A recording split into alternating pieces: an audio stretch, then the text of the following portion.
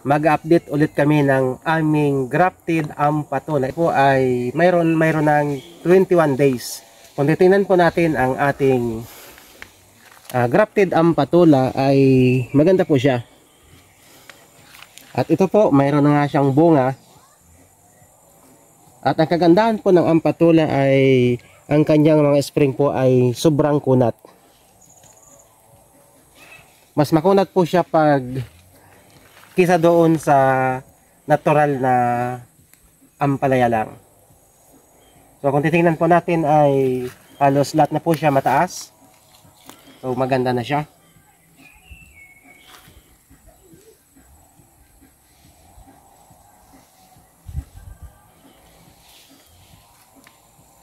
Ito po ay naglagay kami ng pataba ng 16-20 na isang beses pa lang po.